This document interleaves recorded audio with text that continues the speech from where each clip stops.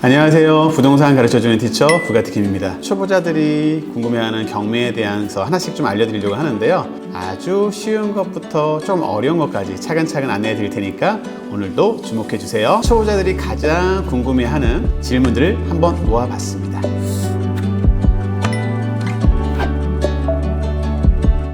경매는 왜 싸게 살 수 있나요? 그 이유는 경매는 자발적으로 일반 매매처럼 판매하는 게 아니기 때문에 그렇습니다. 3개월 이상의 대출받았던 근저당에 이자를 내지 못했을 때 진행되거든요. 그렇게 되다 보니까 내가 원하는 가격에 파는 게 아니라 시장의 가격에 따라 낙찰이 될 수 있기 때문에 이 물건을 싸게 살 수 있는 거죠. 또한 점유 문제라든가 조금 복잡한 법적으로나 권리 분석을 좀 할 수 있어야지만 진행하기 때문에 사실상 시세보다 좀 더 저렴하게 살 수 있고, 아직까지도 경매를 아는 분들이 많지는 않다 보니까 경쟁률이 일반 매매보다는 떨어져서 저렴한 가격에 잡을 수 있는 기회가 있기도 합니다. 예를 들어서 시세가 2억짜리라고 하면은요 1억 5천에 낙찰되기도 해요. 그렇지만 저번 시간에도 말씀드린 것처럼 무조건 싸다고만 좋은 게 아니라 그 뒤에 있는 숨어있는 문제와 권리 분석을 할 수 있을 때 싸게 잡았을 때 그게 정말 싸게 잡은 거라는 건 잊지 마시고요. 두 번째, 또 많이 물으시는 것 중에 하나는 법원 경매와 공매는 뭐가 다른가요? 먼저 법원에서 진행하는 부동산 경매가 있습니다. 이건 말 그대로 공신력 있는 법원에서 대출을 갚지 못해서 경매가 진행됐을 때 같이 처리해주는 과정이 경매이고요. 주로 대부분이 이자를 내지 못했을 때 진행하는 근저당과 압류를 통해서 진행하는 경우가 대부분이고요. 두 번째로는 공매라고 해서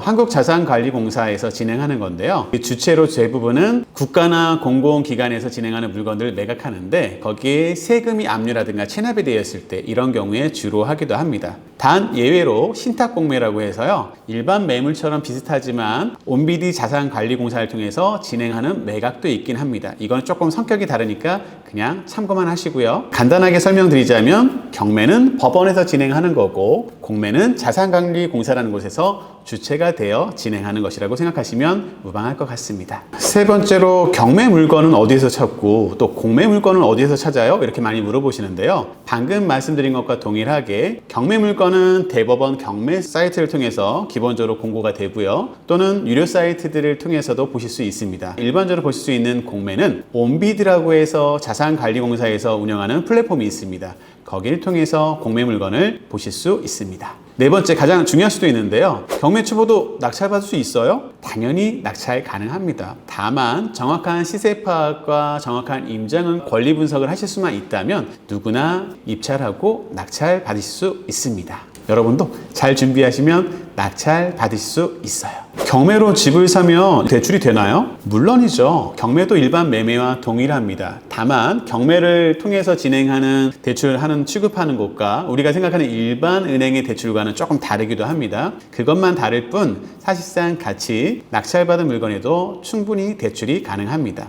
거기에 전제 조건은 이 물건의 담보 가치와 또는 낙찰 받으시는 분의 신용과 소득 증빙이 사실은 가장 중요하고요. 경매로 산 집에 세입자나 사람이 있으면 어떻게 하나요? 사실은 가장 걱정하고 많이 물어보시는 질문 중에 하나예요. 저도 처음에 세입자가 배당을 다 받아가는 물건은 그나마 입찰을 했는데 하나도 배당 못 받아가는 세입자 거는 입찰도 안 했었어요. 그렇지만 그 모든 과정이 조금 불편해 보이지만 당연히 진행돼야 되는 하나의 과정이기 때문에 세입자가 있다 하더라도 상황에 따라 좀 다르겠지만 충분히 법적, 물리적 아니면 협의를 통해서 안에 있는 세입자나 소유주를 내보낼 수 있으니 너무 걱정하실 필요는 없습니다. 때로는 대항력이 있거나 확장일자가 있어서 다 배당을 받아가면 저희가 전혀 신경 쓰거나 인수, 책임진다고 하죠. 물어줄 게 없는 경우도 있고요. 우리가 그분한테 대출이자 내지 말라고 한 것도 아니고요. 우리가 억지로 무언가를 만든 건 아닙니다. 그렇기 때문에 그분의 마음만 좀 이해해 주셔서 조금 어려운 형편이시니 그분이 나가시는데 좀 도움드릴 수 있게 이사비라도 조금 드릴까? 법적인 의무는 없지만 아니면 시간을 좀 드릴까? 이런 식으로 협의를 하다 보면 그 명도 또한 그리 어려운 건 아니에요. 그러면 낙찰만 받으면 무조건 이득인가요? 아니요, 그렇진 않죠. 싸게 샀다는 것과 싸게 산 거로 생각하는 건 완전 다르다고 했지 않습니까? 낙찰 받고 나서도 취등록세라든가 수리 비용이라든가 우리가 예상하지 못했던 비용들이 나올 수도 있는 거거든요. 그런 걸 잘 감안해서 그 물건을 낙찰 받았을 때 이익을 볼 수도 있는 거고요. 입찰 보증금은 꼭 필요한가요? 아쉽게도 입찰 보증금은 꼭 필요합니다. 계약을 하기 위해선 기본 전제 조건이죠.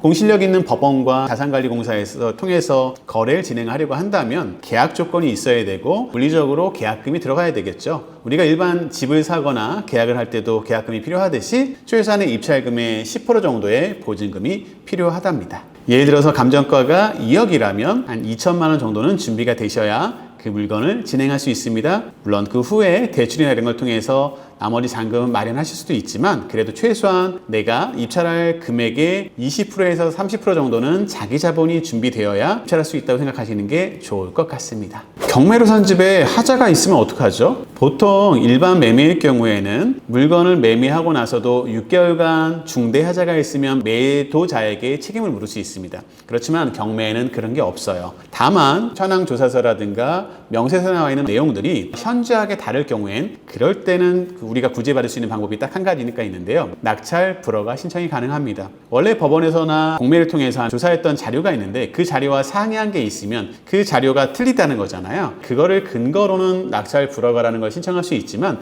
그냥 단순히 추후에 들어가 봤더니 어디에 좀 누수가 있어요, 뭐가 문제가 있어요, 이런 식으로는 사실은 해결하거나 취소시키기에는 어려움이 있습니다. 그렇게 법적으로 한다는 건 실제로는 어려우니까 만약에 낙찰받으셨다면 최대한 빨리 해당 세입자나 소유주를 찾아가서 해당 물건의 상태를 확인해 보시고 혹시라도 우리가 알고 있던 현황 조사 상황과 다른 큰 문제점이 있다면 낙찰 불허가를 꼭 신청하셔야 문제가 없으니까 체크하고 있지 마세요. 이미 집이 있는데 낙찰받아도 되나요? 네, 가능합니다. 물론 요새는 대출이나 이런 게 조금 많이 어려움이 있고 규제가 있기 때문에 입찰하시기 전에 꼭 법원 근처에 있는 대출 전문으로 중개해 주시는 분들을 많이 만나보고 상담 받아보기를 추천드리고요. 하루가 다르게 법이나 규정이 달라지고 있는 상황이니까요. 예전에 이랬다라는 부분으로 믿고 가서는 좀 큰일 납니다. 여러분의 큰돈이니까요. 아직까지는 주택이 있어도 임대사업자라든가 매매사업자를 통해서도 대출은 가능합니다. 그렇지만 촬영 당시에는 문제가 없을지라도 내가 입찰했을 때 대출이 문제가 없는지 사전 검토를 후 입찰하셔도 무방할 것 같습니다.